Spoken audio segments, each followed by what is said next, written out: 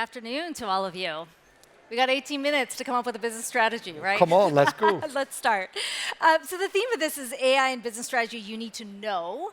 But let's start by talking about how many have actually implemented this strategy. GP Bullhound recently put out a study called Beyond the Code, specifically looking at your portfolio companies, other companies as well, in terms of what that integration has looked like so far. What'd you find? Well, I would say every board probably on the planet has some form of AI initiative. I think we've generally seen budgets to the CTO or CIO office being greatly increased. So I think that creates, an amazing business opportunity for all the companies here. But I think very little has been implemented so far. And I think in particular it's quite hard to find companies that can tell a story that it's something has actually changed in how they conduct their business. Maybe the one bright light so far is on the code development side, where I think the industry has been very quick to adopt tools like Cursor, Copilot, etc. That's happening and that's real. And I don't think it's replacing coders as much as making them more efficient. And you basically increase the arms race of the quality of the software you need to develop to be, viable business. So some silver lining, if you think about, sort of the win being here, AI integration. What do you think has been the hiccup so far? It sounds like you don't think that it's cost, right? Companies are aware of the technology, they know they need to invest. Why have they been so slow to adapt and integrate? Well, I think companies even feel an urgency that if they don't invest, they risk falling behind. And that gap you may never be able to recover by being a late adopter. But I think the real challenge is that the typical business person is not intuitively using prompt management, doesn't like to ask questions into a black box, doesn't know what to ask. So I think the chat GPT, etc. experience, which is kind of exciting for us as consumers, is like a better Wikipedia, if you will, or a faster internet. People don't really have time for that or inclination for that at work hours. They want to go and do their thing. So I think where we see success is much more on the agentic side, where we can build an AI robot that automates something this human or these humans are doing in their job anyhow, and thereby saving them time, and thereby freeing them up from the desk to maybe do more frontline revenue generating business.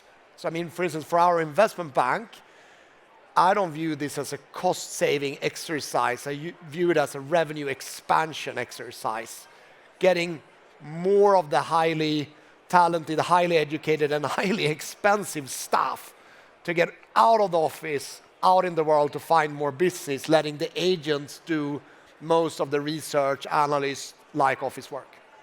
So we're still talking about the integration, what that potential can be when that happens. You've obviously got an interesting viewpoint because you're trying to go through that transformation yourself within your own company, but also trying to help your portfolio companies integrate too. From an investment standpoint then, how do you assess the value of the technology to those businesses right now when the integration hasn't fully happened? It's hard, and I think what you have to try to find is what are the things that make certain companies do it much better than others? What are the markers that you can identify to guide you down investing in company A but skipping B, C, D, E, and F? And I think it really boils down to the strength of belief at founder level. If the founder or the top management team are not fully committed to the journey, then the troops will not follow. They will waver. And here, if you waver, then you don't succeed. It's not an all-in race necessarily, but you have to be fully committed as a business. And I think you can only be that if you have the belief that your leadership will support you, because adopting agentic AI in all its levels we're still so early stage. A lot of the things we're trying now are probably not going to be the correct solutions. So we need to allow for a lot of failure. But failing fast, trying again. And I think you will only do that as an employee if you feel that you have the freedom and the time to fail. So let's talk about some of those companies that have done that. You've raised Connex AI as one example of success. What specifically have they done? Well, it's quite a brilliant story because it's a company founded by two really young founders out of Manchester, England. And they first built an omni-channel customer care support product, which was not an AI product. It was just a great next generation software suite or platform. Then, we started to see kind of the developments of NLP. This is still pre-ChatGPT. And they started to experiment a lot with that. So when ChatGPT came, and AI became something more than an idea, they already had done a ton of testing, ton of experimentation, and could very fast build what was initially a co-pilot for the service agent called Athena. That turned quickly out to be very powerful. So the company's revenue started to grow much faster. The word by mouth on the customer level became really strong. So, they could almost run the business without an active outbound sales force, which is a huge shift in a business if you can achieve. But then came the eureka moment, which was about mid of last year, where some of the customers started to come back to Connex and saying, guys, we think we can run just with Athena, not as a co-pilot, but as the sole contact point with our customers.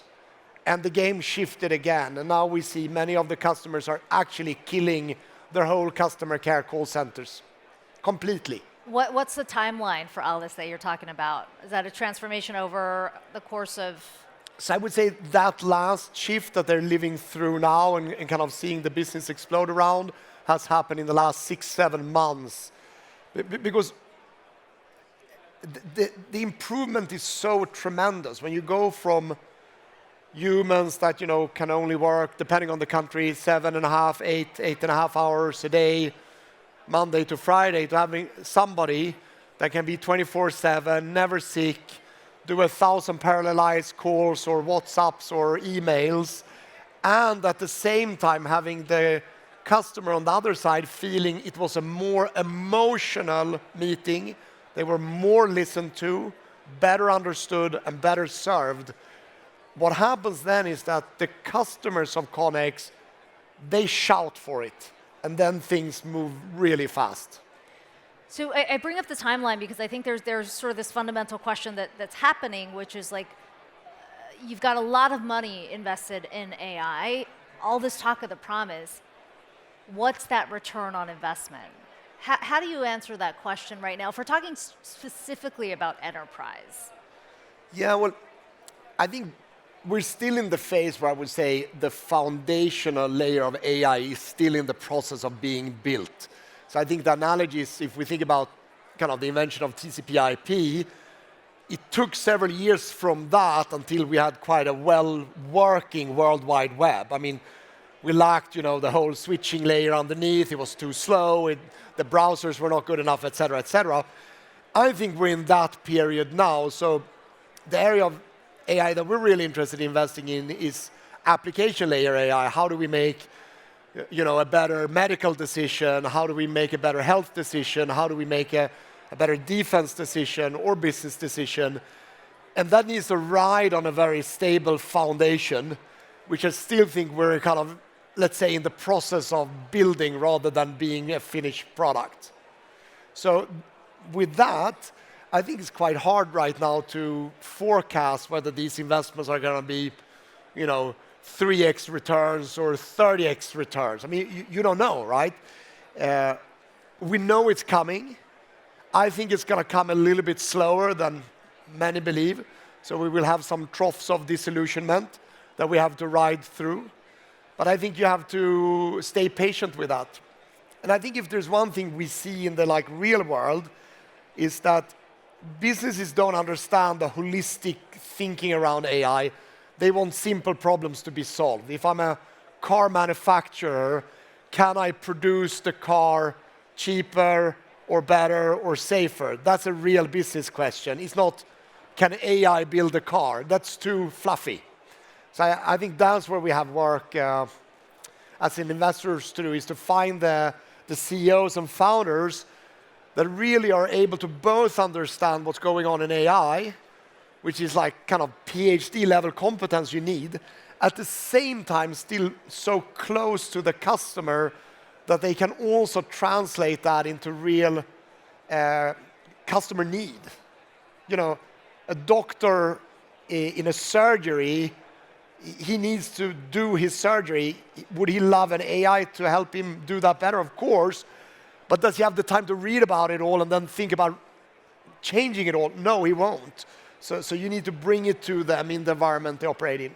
So let's elaborate on that a bit. I mean, this is a long play, as you say. And so as you're looking for that next company, in terms of investments, how do you go through that checklist? I mean, you've talked about scale, utility, application. What do you sort of, as you think about the thesis to invest, what does that checklist kind of look like when the technology or the potential of that has not been realized yet? Well, so actually yesterday afternoon, just before we met for dinner, we shook hands on a new investment. And I think what we saw there was, one, it's a solid business, it's a meaningfully sized business, but a lot of founder conviction around how he needs, in this case, to reinvent his own business, to adapt to the change that's coming. And I think that's a really big signal for me, because this change is real. So if you're happy to be stuck in your ways, that's a red flag for me. I think you need to be open-minded that maybe your whole code base is going to be a lot less relevant in only 18 or 24 months' time, and showing that urgency, that we need to be there now, we need to change with it now, and we need to be willing to change and change and change again. I love when founders talk about using all the foundational LLMs rather than believing in only one. I mean, it's week to week which one is the most effective. And then also, building their own small language models and experimenting with that. We always need this massive compute. Maybe we don't. Maybe a lot of questions can be solved in a much cheaper compute way. So being nimble, flexibility, yeah, adaptable. And committed. Yeah. Let's take this a little broader, because obviously you invest across the world. There's a conversation that's happening around regulation. A lot of it is very fragmented. You take the US alone, there's no federal regulation yet, an executive order that came down from the previous administration. But on the state level, things are moving. You look at Europe, a lot more restrictive in that way. How does that affect how you think about this transformation and where you put your money? I think it really matters. So I think right now, US has taken a really strong leadership position in this development. So as a consequence of that, we are actively moving the headquarters of European companies to US. Also, we are, for instance, we have a company in Spain, a brilliant HR software business. There we're moving the CTO so he can be closer to this transformational shift and transmit that knowledge back to the company's DevOps in Valencia in this case. And right now I think US is really open for AI. If that would change, we would just keep moving the bandwagons to wherever it works best. What do you make of the conversation that's happening around this? So we were talking about this backstage. Sort of on the one hand, you've got a race that's happening globally. You take the US versus China. You want to reach that point in technology. If it is AGI, then you want to get to that point before somebody like China does, if you're the US. And yet, there is an argument to be had that in the process of getting there, you also need to remove some of the guardrails so the technology can move quickly. I mean, do you see this as sort of a binary? Does it have to be one or the other? How do you look at that? Well, I think first of all, I think this industry shift is so significant, and I think that's well understood across the globe. So I think it would be foolish to not believe that all countries will have AI success. So yes, you can say it's an arms race maybe between US and China and India, but I would say for me, I'm a neutral bystander from a political perspective, so I would invest in all of these regions if I saw the right founder and the right companies, because I think we will see success in all of these places. It's too fundamental to miss out on. Where do you see the human role in all this? I think the human will become happier, because right now, at least, where AI is doing good work now, is taking away repetitive tasks from humans and doing it better and faster and thousands of times cheaper. I think freeing humans up to be more focused on the creative side of the world. And I don't mean creative as in, we saw on the speeches here talking about making graphics. I mean creative in the interactions with other humans, creative in thinking about where their company can go next. And I think in those areas, AI becomes a great tool, a support tool. The day where it completely replaces all of us, I don't know. Maybe that will happen one day, but that sounds great too to me. So I ride with that. Bringing it back to today, though, what specifically have you seen within your company, within the integration? I mean, you said it's sort of in many ways freed things up. Yes, so I think what we've seen in our business is when we have given these chat-like tools where you have to interact, we've seen adoption go from basically 0 to over 70% by end of last year. So that's positive. But if I look at the volume of queries being made, it's lower than I would have thought. It's disappointing. And I think when we've drilled into that, it's just the business of people. Only about 16 to 17% of humans are visionaries or early adopters. That means the vast majority, 83, 84%, they're happy in their ways. And I don't think the solution is then to say, well, we're going to replace them. I think the solution is then to deliver clear value to them that is maybe not just kind of a DOS prompt experience.